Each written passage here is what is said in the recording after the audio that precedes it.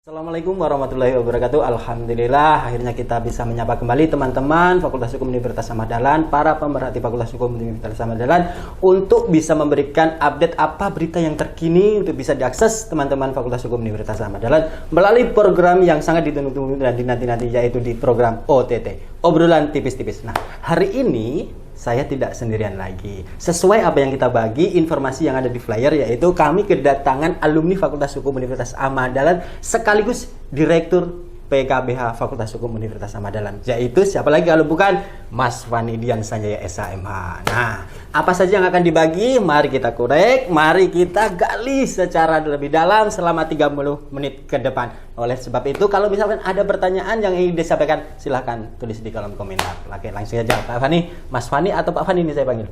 Ikut aja Mas. Ikut saja, kalau Mas Fani aja ya. Tua panggil Pak. Oke, saya panggil Mas Fani aja supaya biar lebih dekat. Apa kabarnya Mas Fani? Alhamdulillah. Mas. Alhamdulillah. Sehat baik, Mas Soleh. Nah, Mas Fani ini itu selain Direktur PKBH, beliau juga anggota aktif di berbagai macam organisasi, yaitu Kemuhammadiyaan maupun organisasi-organisasi yang lain. Sekaligus beliau juga ngajar di Fakultas Hukum Universitas Ahmad Dahlan.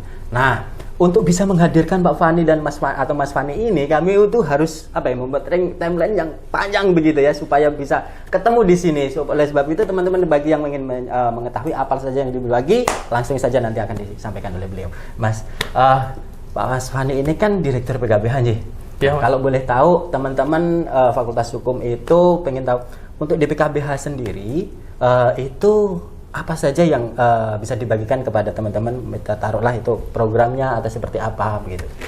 Baik, untuk PKBH sendiri tujuannya kan memang untuk meningkatkan pemahaman nilai akademik tentang bantuan hukum, kemudian mensinergikan pola bantuan hukum dengan pendidikan ilmu hukum. Kemudian kita juga ditujukan untuk menyumbang atau berpartisipasi atas rumusan kebijakan bantuan hukum. Kemudian program-program yang kita miliki, tentunya kita melakukan advokasi baik itu litigasi dan non-litigasi. Kemudian kita menyelenggarakan pendidikan khusus profesi advokat dan pelatihan paralegal. Semua bekerja sama dengan organisasi profesi yaitu Peradi. Peradi. Kita di PKBH itu ternyata teman-teman kita bekerja sama di organisasi dengan organisasi Peradi gitu ya. Bukan organisasi advokat yang lain misalkan seperti itu. Karena kan banyak sekali ini Mas ya. Nah, itu kita ada di Peradi begitu. Nah, Mas, ini kan PKBH itu programnya banyak ya. Terus selain menyelenggarakan kayak pendidikan advokat, paralegal, litigasi dan litigasi kan begitu. Nah, untuk bisa bergabung nih ceritanya teman-teman mahasiswa ataupun pengen magang atau seperti apa, gimana itu? Baik, kalau ingin bergabung, ingin magang, caranya mudah Mas, nggak sulit. Mengajukan permohonan, kemudian syaratnya tentunya telah menempuh hukum acara minimal hukum acara ya. Hukum acara kita ada di semester 4 teman-teman. Kalau bagi teman-teman yang sudah menempuh hukum acara bisa mengajukan untuk meningkatkan skillnya begitu, bergabung di teman-teman PKBH kayak gitu. Intinya telah menempuh hukum acara, pidana, perdata, tun, kemudian mengajukan lamaran, kemudian di lamaran atau permohonan dilampiri dengan kartu mahasiswa, kemudian KRS dan KHS. Itu saja. Kalau sudah kita analisa, kemudian kita panggil untuk interview untuk menanyakan komitmen ya. Karena kadang orang magang itu kan seleksi alam. Tidak selalu kemudian orang magang itu bisa stabil, continue, kemudian mengikuti proses pemagangan. Karena orang magang itu ya memang benar-benar harus intinya pengen belajar kayak gitu intinya pengen belajar, jangan cari yang lain kan kayak gitu. Karena kita magang itu ya otomatis merta-merta kita harus ikhlas dan komitmen, itulah yang dicari untuk belajar kayak gitu. Nah, untuk misalkan begini Mas, misalkan ini kita magang. Nah, untuk setelah lulus kayak gitu, itu apakah magang juga atau sama atau beda? sama-sama magang ini ceritanya. Ya, jadi magang di kita itu ada 3. Oke, jenis-jenis Yang magang. pertama magang mahasiswa. Magang mahasiswa. Kemudian magang untuk calon advokat. Calon advokat. Dan magang untuk advokat magang. Magang untuk advokat magang. Nah, Oke, ada 3 jenis itu teman-teman. Jadi tidak harus setelah lulus, tapi mahasiswa juga bisa. Tapi setelah lulus atau sudah menjadi alumni atau sudah bergelar sarjana juga bisa, kan kayak gitu. Mas, untuk bisa dibagikan kepada kami PKBH kan gitu, ada 4 kalau nggak salah program itu kan kayak gitu. Nah, di PKBH untuk saat ini lagi menangani kasus misalkan taruhlah litigasi kan kayak gitu. Apakah yang magang ini itu bisa diikutkan ikut di kasus itu atau seperti apa? Baik, jadi kan tadi ada 3 kategori magang. Kalau yang mahasiswa tentunya bisa ikut, tapi sifatnya hanya pasif. Sifatnya hanya pasif, teman-teman. Kemudian kalau yang sudah advokat magang, tentunya bisa ikut secara aktif, kemudian didampingi dengan advokat pendamping. Oke. Jadi ikut bersidang, kemudian didampingi oleh advokat pendamping secara aktif. Cuma tidak bisa berbicara di persidangan. Oke, jadi walaupun tidak bisa ikut secara aktif ibaratnya seperti itu, tetapi itu ilmunya jauh lebih bermanfaat ketimbang tidak magang karena nggak tahu apa-apa ya Mas ya. Oke, nah Mas di PKBH itu ada berapa untuk advokat stafnya? Baik, kalau untuk advokat itu kita ada 4 advokatnya sekarang ini, kemarin baru disumpah 1. Kemudian advokat magangnya. Advokat magang ada 2. Ada 2. Kemudian mahasiswa dan alumni magang totalnya ada 10. Oke. Ya alhamdulillah semakin kesini PKBH semakin maju lah ya, meningkatkan kayak gitu. Nah, Mas, ini menyelenggarakan program profesi pendidikan advokat. Oke, kayak gitu. Ini untuk yang keberapa ini? Ini kita masuk yang ke-7. Kemarin sudah dari angkatan 1 dan 6 sudah kita laksanakan. Kemudian nanti rencananya di bulan Juni, kalau nggak salah kita tanggalkan atau kita rencanakan tanggal 6 Juni. 6 Juni kita akan mulai pendidikan khusus profesi advokat yang ke-7. Oke, teman-teman semua, bagi teman-teman yang akan berminat ataupun punya minat untuk menjadi advokat, tulis di situ, ingat catat tanggal 6 kita pelaksanaan. Jadi kalau ingin berminat, silahkan mendaftar dan bergabung bersama advokat PKPA FKUAD begitu untuk angkatan ke-7. Pelaksanaannya online atau offline? Kita masih online, Mas. Masih online ya, masih online. Jadi semua bisa dimanapun Anda berada, teman-teman berada, itu bisa bergabung. Segeralah mendaftar di PKPA. Nah, untuk yang membedakan ini Mas, yang membedakan PKPA FKUAD dengan PKPA dengan fakultas hukum yang lain itu apa? Ya, kita punya 3 special knowledge ya. Special knowledge. Ada medical forensik. Medical forensik itu nanti kaitannya dengan forensik yang sifatnya kedokteran. Medis kedokteran ya. Kemudian ada digital forensik berkaitan dengan maraknya saat ini teknologi IT kan kayak gitu ya. Kemudian yang ketiga ada linguistik forensik. Kaitannya dengan forensik bahasa dan kayak gitu. Oke, itu yang membedakan ya di PKPA Fakultas Hukum dan tidak dipunyai atau tidak dilaksanakan maupun dijalankan di program pendidikan Fakultas Hukum yang lain khususnya PKPA. Nah, jadi spesialis 3 tadi itulah yang menjadi keunggulan PKPA Fakultas Hukum Universitas Ahmad Dahlan. Oke. Nah, begini Mas. Yang ingin ditanyakan semalam itu ada yang nge-DM kayaknya alumni, namanya Mas Dito kan kayak gitu, minta tolong disampaikan untuk bisa bergabung di PKPA itu syaratnya apa saja ya. Kalau mendaftar PKPA syaratnya sebenarnya sudah ada di leaflet ya. Kita bisa akses di IG PKPA di FB-nya juga ada, kemudian di media sosial yang lain, website PKBH, website yang ada dikaitkan dengan humas fakultas itu juga ada. Kalau syaratnya standar saja sudah lulus sarjana hukum. Sarjana hukum. S1, kemudian nanti ada ijazah yang dilegalisir. Ijazah legalisir. Kemudian fotokopi KTP, Oke. karena kan harus warga negara Indonesia. Ya. Kemudian foto, pas foto 3x4 biasanya. Itu ya. saja. Oke. Kemudian mengisi formulir yang sudah disediakan oleh DPN Peradi. Maka setelah itu tentunya juga ada biaya administrasi atau biaya pendidikan yang dibayarkan sebesar 5 juta. Nah, itu tadi persyaratan yang teman-teman jikalau ingin mendaftar PKPA FA/UAD kan kayak gitu. Nah, ini ada satu pertanyaan lagi, yaitu Mbak Vivi angkatan 2019 kan kayak gitu. Nah, mau disampaikan kepada narasumber kayak gitu. Untuk bisa menjadi advokat harus melalui apa saja gitu, Mas Rani. Untuk jadi advokat tentunya harus lulus S1 dulu. S1 sarjana hukum. Kemudian tadi selain sarjana hukum nggak bisa ya? Sarjana pendidikan tinggi hukum bahasanya kalau sarjana pendidikan tinggi hukum. Ya di undang-undangnya ya. Artinya SIK kepolisian bisa. Kemudian SHI. Yang penting Islam ya, Mas? Ya, yang penting pendidikan tinggi hukum. Pendidikan tinggi hukum itu. Ya, kemudian kalau jadi advokat nanti harus telah mengikuti pendidikan khusus profesi advokat. Telah mengikuti pendidikan hukum profesi advokat, ya, kayak gitu. Kemudian setelah mengikuti pendidikan khusus profesi advokat, maka nanti ada ujian. Ujian UPA. Ujian profesi advokat yang dilaksanakan oleh DPN. Atau organisasi advokat. Organisasi advokat. Kalau kita dengan Peradi, maka upahnya diselenggarakan oleh DPN Peradi. Kayak gitu. Tidak boleh dengan organisasi yang lain ya? Yang lain ya. Karena kita kan Peradi, maka upahnya diselenggarakan oleh DPN Peradi.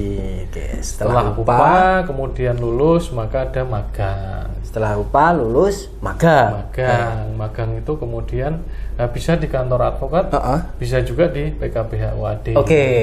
Artinya PKBH UAD punya advokat pendamping yang nanti bisa mengeluarkan surat keterangan magang. Nah, setelah magang nanti dicek usianya sudah cukup umur belum 25 tahun. Minimal 25 tahun untuk bisa menjadi advokat. Untuk bisa disumpah. Untuk bisa disumpah menjadi seorang advokat setelah tadi melalui proses pendidikan, ujian, magang, baru sumpah. Dan itu harus minimal 25 tahun. Usianya. Untuk magang sendiri berapa lama itu, Mas? Magang itu di ketentuannya 2 tahun. Di ketentuannya 2 tahun. 2 tahun dihitung bisa sejak lulus S1. S1.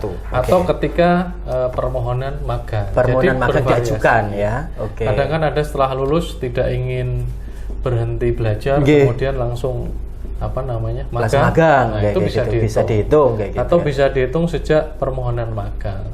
Atau bisa dihitung sejak kartu tanda advokat sementara keluar. Nanti di situ sudah ada tertulis magang mulai tanggal bulan tahun berapa. Kayak gitu. Nah, Mas, ingin saya tanyakan, apa sih asiknya menjadi advokat ini? Asiknya jadi advokat itu yang pertama tidak terikat ya. Tidak terikat. Jam kerjanya. Mau bangun berapa jamnya terserah ya. Jam kerjanya sendiri, kemudian honornya menentukan sendiri. Kemudian kerjasama juga tidak terikat perintah. Artinya kita memang mandiri, tidak terikat sehingga bebas. Tapi yang penting kita harus bertanggung jawab atas perkara yang sedang kita tangani. Jangan sampai kita kemudian menelantarkan kliennya. Itu yang pertama. Yang kedua, kalau jadi advokat itu bisa double profesi. Jadi advokat bisa sembari jadi mediator, legal auditor. Mas Fani kan mediator juga. Iya, saya mediator, legal auditor juga. Bisa kemudian menjadi dosen tamu, ngajar gitu. Artinya profesi kita itu tidak terbatas untuk memperluas ilmu yang kita miliki. Gitu, Mas. Nah, Mas Fani ini kan double profesi lah ibaratnya, berbagai profesi tadi ya. Nah, sekarang juga mengajar juga dari dosen kayak gitu. Nah kalau misalkan kita hubungi lagi di mana Mas, lagi di Kalimantan, lagi di mana Mas, di Jakarta kan kayak gitu. Nah untuk bagi waktunya ini seperti apa loh Mas? Ya kalau untuk bagi waktu kan memang sidang itu yang pertama sudah terjadwal. Oke. Advokasi yang kita lakukan itu kan sudah terjadwal. Ada waktunya, ada tanggalnya, ada bulan, ada tahun. Itu yang pertama. Artinya kita sudah bisa memprediksi kapan kita akan stay di kantor, kapan kita akan sidang di tempat tertentu atau di luar pulau atau di luar daerah, karena itu sudah ada jadwalnya. Kemudian yang kedua, kita ini kan tidak kerja sendiri, artinya tidak individual worker gitu ya. Kita kerja tim, artinya bisa berbagi peran dan berbagi tugas. Tentunya dengan mengedepankan skala prioritas. Prioritas yang paling utama yang mana itu maka kita bagi. Dibagi sehingga tidak ada bentrok jadwal sidang. Sehingga kita bisa mengalokasikan waktu untuk keluar kota, untuk sidang di tempat tertentu, atau untuk mengadvokasi misalnya yang ditugaskan oleh persyarikatan. Jadi kita memang ada dua itu ya, jadi sudah terjadwal dan kita tidak kerja sendiri. Makanya kita bisa role play bahasa rolling gitu ya, pindah tempat, pindah orang, ganti ganti pengadilan, ganti Polda.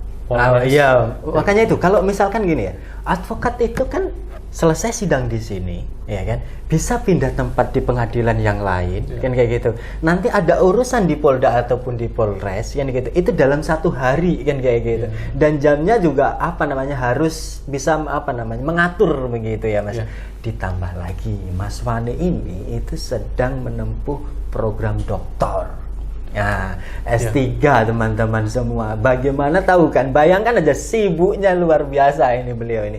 Tetapi apa yang disampaikan tadi itu untuk bisa memanage waktu dengan baik supaya bisa berjalan semuanya. Mas, pertanyaan saya bisikin ini. Apakah istri nggak keluh? Apa istri nggak komplain ini? Waktunya kapan ini? Kalau bicara keluarga, bicara istri itu kan kita sudah komitmen dari awal. Jadi profesi saya, baik buruknya saya itu sudah tahu. Jadi saya itu menerima baik buruknya istri saya.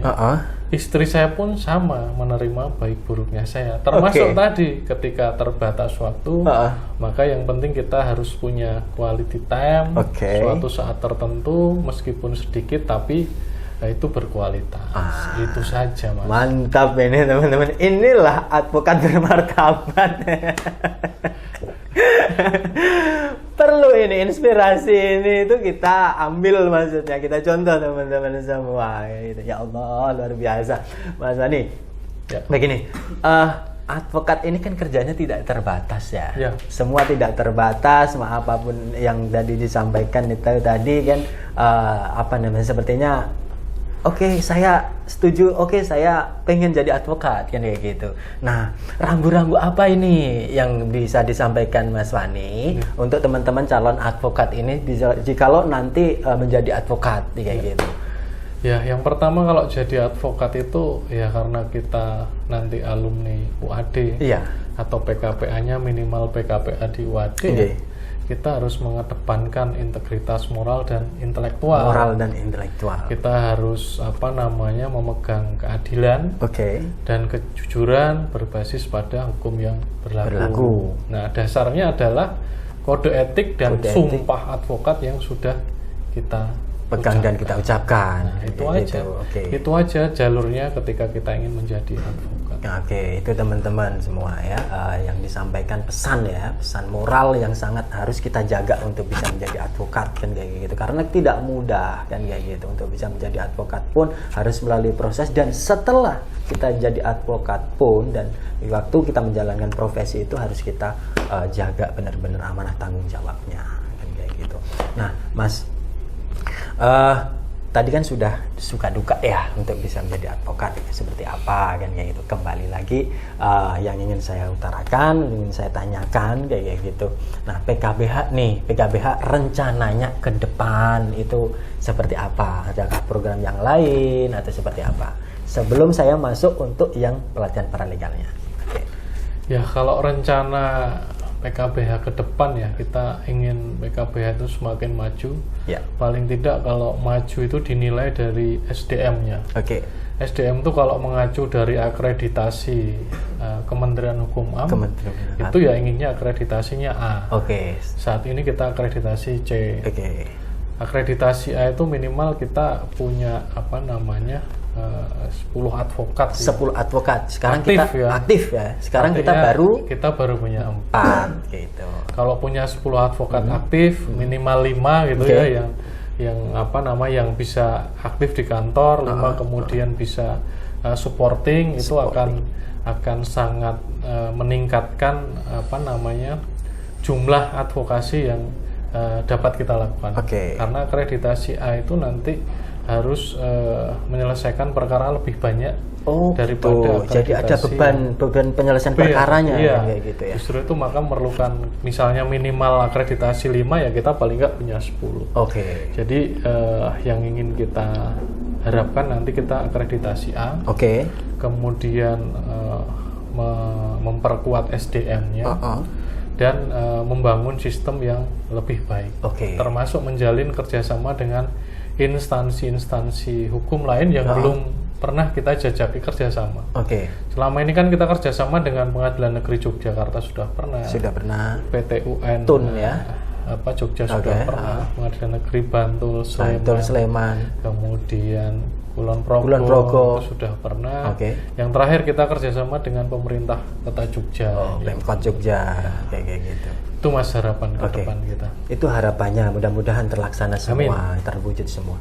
Nah Mas, kalau nggak salah kemarin saya dengar atau saya lihat di postingan ya, karena PKBH itu aktif sekali berbagai macam kegiatan, termasuk informasi-informasi yang dibagikan melalui media sosialnya kan kayak gitu. Kemarin itu kalau nggak salah menyelenggarakan itu penyuluhan hukum kan kayak gitu. Emang itu termasuk program di PKBH? Ya, itu termasuk program yang non litigasi. Ya. Non litigasi itu kan ada beberapa unsur ya. Iya, baik. Ada konsultasi, investigasi perkara, mediasi, kemudian penyuluhan hukum salah satunya, pemberdayaan masyarakat, kemudian penelitian hukum.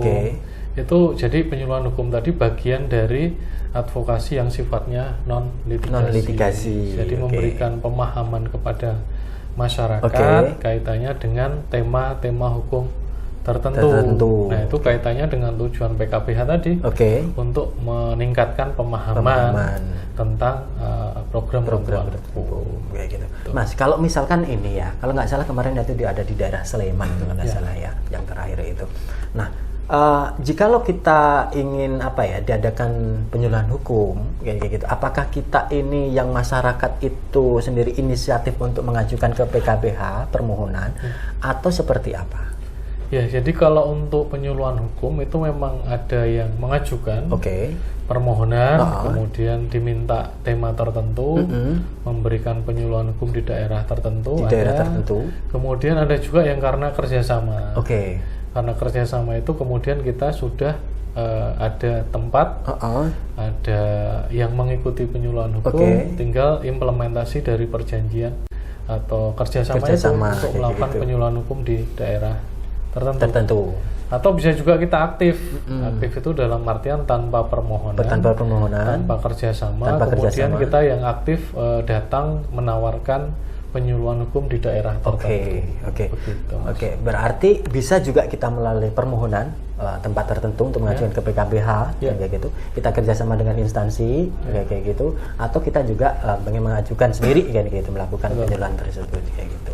Nah, itu memang banyak manfaatnya teman-teman untuk pemahaman sekitar hukum ya, mengenai permasalahan yang ada di masyarakat begitu. Nah, Mas, selain tadi ya, penyuluhan kayak gitu, sempat kita singgung juga mengenai ini program pelatihan paralegal kan kayak gitu. Nah, pelatihan paralegal apakah ini juga sama dengan PKPA kan gitu? Karena teman-teman yang Fakultas Hukum itu terkadang kan saya udah nempuh advokasi nih mata kuliahnya kan begitu. Terus ini pelatihan paralegal. Nah, nanti ada PKPA kan, bedanya apa kayak gitu? Ya, Kalau paralegal, pelatihan paralegal itu kan untuk mahasiswa. Kalau pendidikan khusus profesi advokat itu nanti untuk yang sudah lulus sarjana atau sarjana S1 pendidikan tinggi hukum. Jadi bedanya itu. Yang kedua, apa yang disampaikan atau materinya pun berbeda.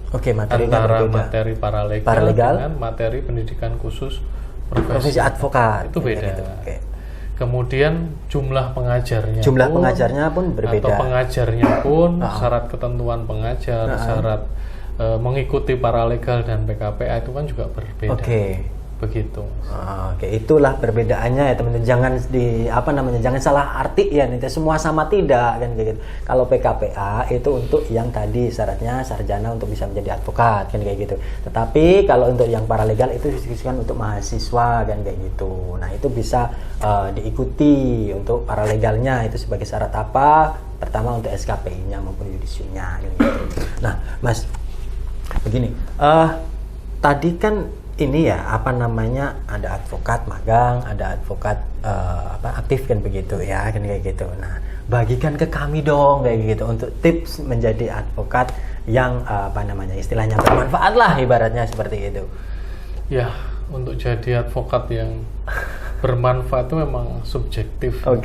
Tapi kalau saya pribadi itu cenderung pada yang mengejar keberkahan, bukan materialnya. Artinya ketika kita sudah bisa merasa ikhlas dan cukup atas pendapatan yang kita peroleh berapapun itu, dan kemudian kita bisa memanfaatkannya setiap waktu, setiap hari dengan penuh kesyukuran terhadap Allah Subhanahu wa taala, itu menurut saya sudah cukup bermanfaat bagi saya.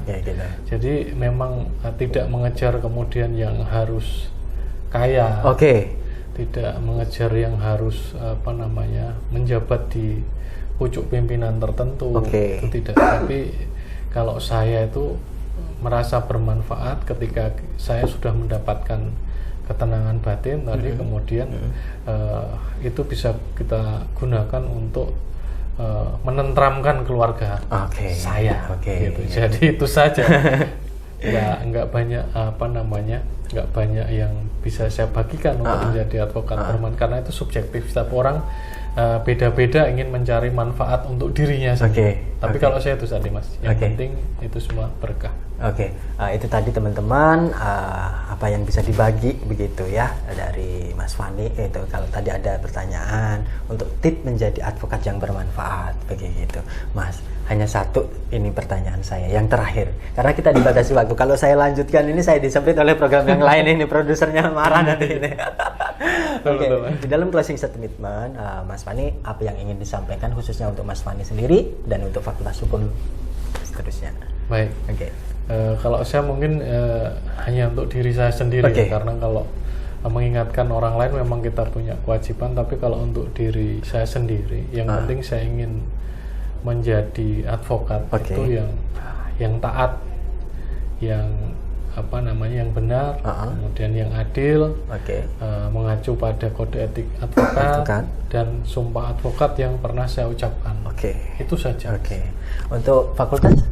Untuk fakultas mungkin ke depan kaitannya dengan PKBH, UAD paling tidak bisa memberikan support yang lebih lebih lagi untuk meningkatkan kualitas PKBH itu sendiri. PKBH, amin. Mudah-mudahan apa yang disampaikan oleh Mas Fani selaku Direktur PKBH Fakultas Hukum Universitas Ahmad Dahlan gitu bisa didengar juga oleh fakultas kan gitu. Apa yang diucapkan, apa yang disampaikan, doanya gitu Mas Fani terkabul begitu ya, untuk studinya segera lulus. Karena sebentar lagi ini akan melakukan sidang tertutup ini teman-teman. Kita doakan mudah lancar, dan untuk keluarga juga diberikan kesehatan. Amin semua. Nah, itu tadi perbincangan kami dengan Mas Fani selaku Direktur PKBH. Semoga bermanfaat dan menginspirasi teman-teman semua. Kalau nanti ada pun yang ingin dipertanyakan ataupun ditanyakan, silakan langsung disampaikan di daily message gitu di Lab Law untuk UAD begitu ya. Nah, itu tadi yang disampaikan semoga bermanfaat. Amin. Amin. Lagi-lagi kayak begitu.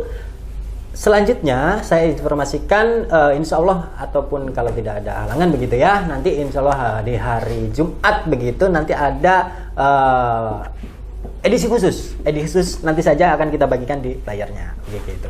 Oke, sekali lagi terima kasih Mas Fani begitu. Terima kasih Mas Fani sudah bisa bergabung bersama kami, sudah memberikan informasi-informasi kepada teman-teman para pemerhati Fakultas Hukum Universitas Ahmad Dahlan. Dan sebelum saya tutup, saya ingin menyampaikan terima kasih saya kepada Total Media Kreasi yang sudah mengapresiasi dan mengendorse kami untuk bisa membagikan informasi-informasi yang bermanfaat kepada teman-teman Fakultas Hukum semua. Oke, bersama tim kerabat kerja yang bertugas kami mohon undur diri dari hadapan teman-teman semua. Sampai jumpa di lain kesempatan dan layanan haru yang akan kita tentukan. Oke. Assalamualaikum warahmatullahi wabarakatuh. Salam OTT.